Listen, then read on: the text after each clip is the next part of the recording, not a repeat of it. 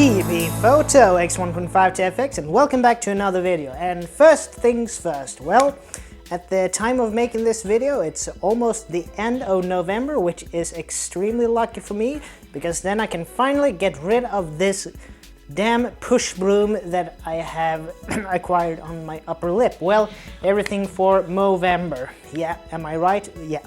But anyway, yeah, I can hardly wait to get rid of it, because frankly, I don't look like Tom Selleck now, do I? But that's beside the point. Anyway, this video is that I have finally started to develop some of the roles that have had accumulated in the basement. As you can have seen my prior video, I was in my little improvised dark room / washing room and developed some roles. And one of the roles that I developed was the test role for one camera that I have shown a little bit quickly in a prior video, and it's not the Mr. J, the Mamiya M645J. It is actually this one. It's younger brother or younger cousin, I should probably say. The Mamiya 645 AFD with its kit 80mm f2.8 lens. Well, this beauty I have talked about that I acquired this summer. It was someone who'd sold this on Tradera, and they basically didn't know what they had, and I managed to acquire it for a song. So I was out testing this a couple of weeks ago, and of course I had the Panasonic Action Cam. I can never remember the name for it, but I had it mounted on top like this on the 645 AFD, and yeah, I went around and took some images around the neighborhood. Just, you know, it was autumn outside. Now it's actually we got an early winter this year. So if I look outside right now, everything is covered in white. So we already have snow where I live. But anyway, one moment. Anyway, the thing was that I went around and tried to find some inspiration to take some photos with this, but also I'm gonna show you the images that I managed to retrieve from that roll. It all went good. The developing and scanning process went brilliant, and I think I've used a roll in this that is one of my favorite film stocks for more pro grade use. I've talked about it many times before.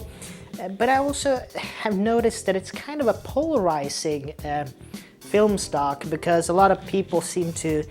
It's one of those that either you like it or you don't. I really don't want to use the word hate, because I think it's a little bit too strong a word to use, but all in all, I used Kodak Ektar 100 ISO film in this camera. The reason is I like Kodak Ektar for the high saturation, the low grain, and the vivid colors of it. So I like Kodak Ektar, and just throwing it out there. Because if you have ever been outside in autumn, you have still some greens, but you also have some very lovely yellows and reds. So that's basically why I had that with this camera. I prefer to use, you know, Kodak Ektar for this little shoot. And keep in mind that don't really take too much in consideration the subjects. It was basically just me going out for a walk and finishing a roll of film in this camera just to put it through its paces. And yeah, I wasn't disappointed at all. This camera, it's Japanese reliability, I believe, because it performed flawlessly. And yeah, I think we're gonna stop a little bit now with me talking about it, and we're gonna go over to the images. And I'm also, in the end of this video, I'm gonna put in a little bit of a bonus or a bonus image that I found in one of my rolls. So yeah, I will just we're just gonna cut over to the action cam b-roll and some voiceover from me. So take care from now on, and see you in the next video. Bye.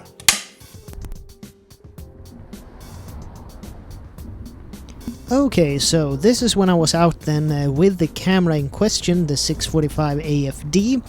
And the first subject was this mushroom. It's a poisonous one, that's all more or less that I know. It's called röd flugsvamp in Swedish, which basically translates to red fly mushroom. Yeah, I think this is one of those that it's fairly poisonous, that's all. But it kind of has a very nice red color to it.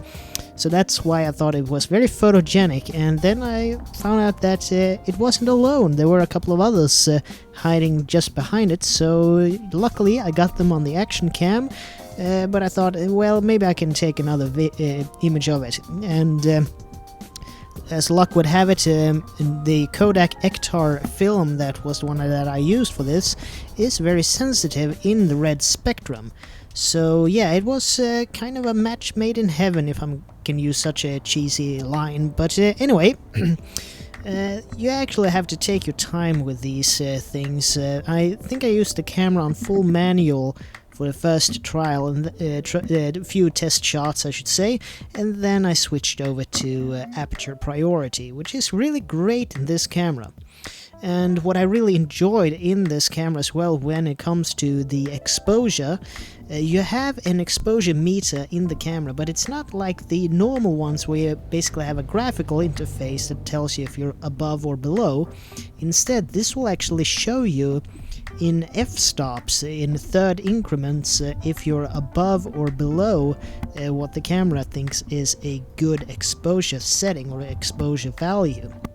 So that's really interesting. So you can really use some kind of exposure compensation right in camera, but that's if you're using it on full manual, because the light meter will actually show you if you're under or over, and it will indicate in third increments. Yeah, and now we're actually heading up the trail instead. I thought about going down to the lake, which I've been to in several other occasions, but I thought I would go up a hill this time and explore a little bit. I was searching on this little place, left and right, to find something photogenic, but I had to account for the sun. As you can see here, the sun is coming directly from the left.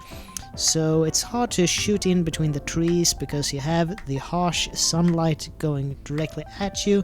So if I found something interesting, it had to be on the right hand side of the trail.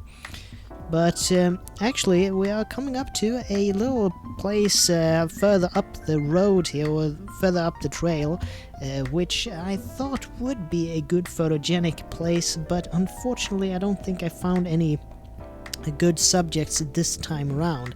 So yeah, I think we're getting to it now.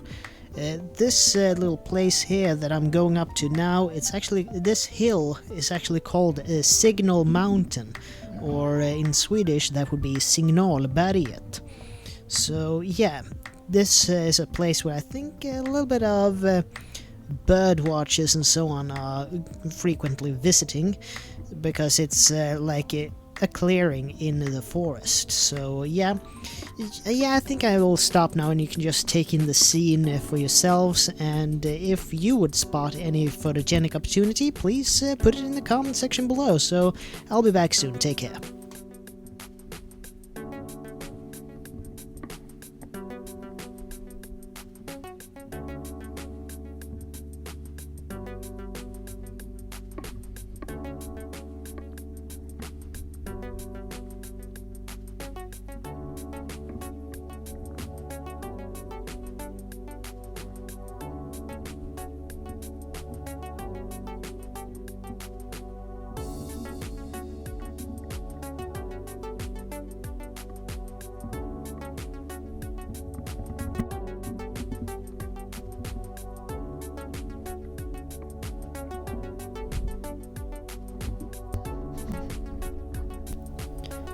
Okay, so actually a little bit further up the trail I remembered that this place existed, For you who don't, for some people this might just look like a pile of rocks, in the middle of the forest, but this is actually anything but an ordinary pile of rocks. This is actually a Viking tomb.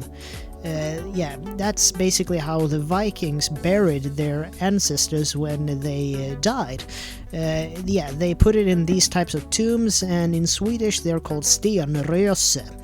So yeah, basically the local church, actually, they have in their cemetery, they have a kind of a garden, or a part of the garden that is made like a Viking boat, and they had one person, I think it was some kind of antiquariat type deal, who had to get a stone from this pile and place it in the graveyard of the church, in order to, connect these two places, these two geographical places. So it has a little bit of local cultural history, that it is a Viking era tomb that you can just walk up to, and there is no real security or anything. You just can just walk up to it and take pictures. So it might be inconspicuous to most people, but it actually has some real meaning to it.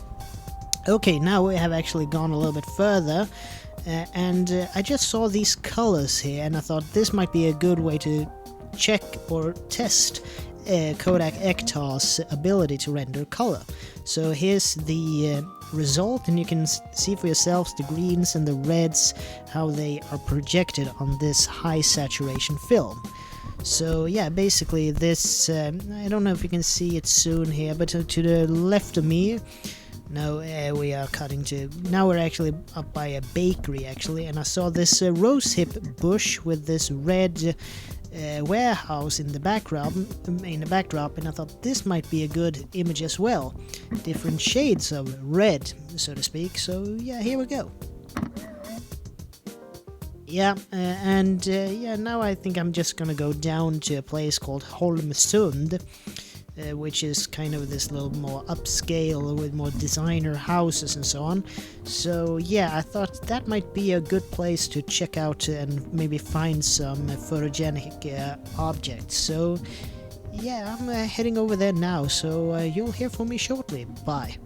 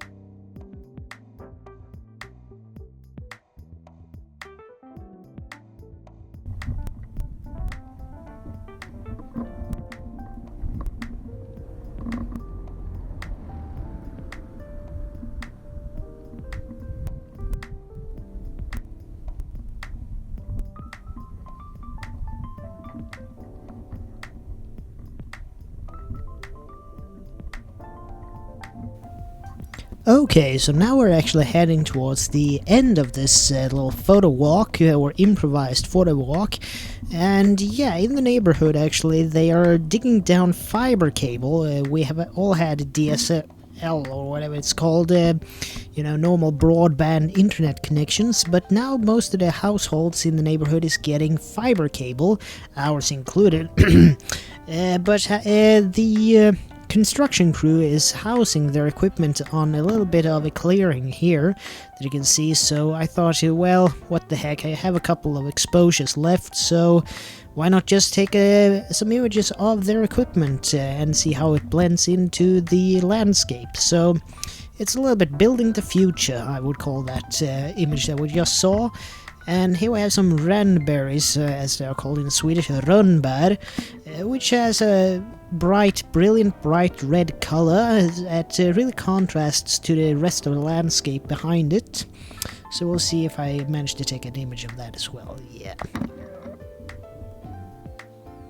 There we go. Yeah, I actually think that's really nice, actually, with the red and the greens and a little bit of the blue of the sky. So maybe an ND filter wouldn't have been amiss there, or maybe a circular polarizer, but that would be something for the future.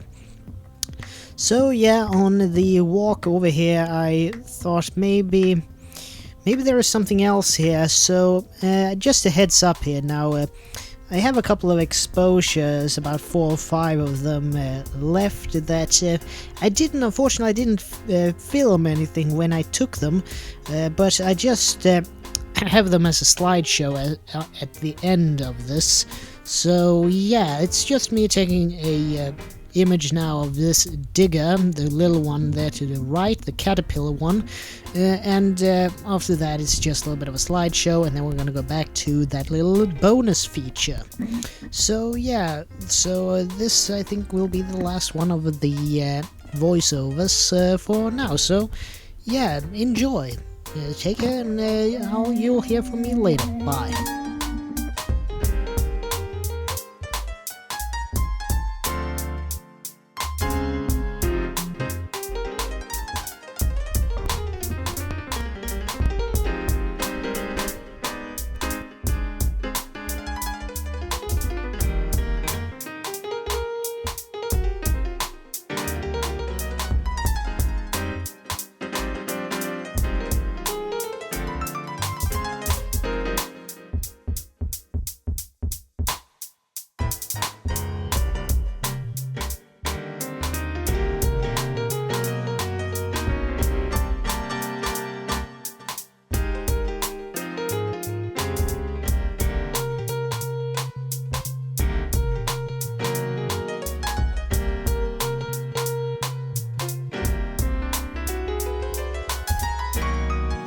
Well, I'm back a little bit again from this little excursion. I hope you liked the image quality, but as I stated before, it's more about both that the camera worked and that the qualities of Kodak Ektar. But here in the end, we're gonna take a look at an image I took outside this summer, and this is one of those instances where I had totally forgotten that I had made this image. This image is not a medium format 120 roll film image. It was actually taken with my Nikon F4, and I just took one image where or rather a number of exposures, so it's this is an in-camera multi-exposure on film, and the film stock I used for this one was actually Kodak Kodacolor 200 ISO, so it's a little bit different from the one from what I've done previously, but this is one of those instances when you've just done something that you forgot about, and when you develop the roll and you see it, when you have scanned it, you just go like, wow, that turned out much cooler than I anticipated. But anyway, this is going to be a little bit of a shorter video than usual. But anyway, let's just end here with that. This is Tobias Bergström from T.B.Photo X1.5 to FX, and I'd like to see you guys in the next video. Hopefully I'm gotten rid of this mustache in that one. So anyway, please thank you so much for watching, and please like, share, comment and subscribe, and I'll see you guys in the next video, mustache free, hopefully. So take care from now on. Bye.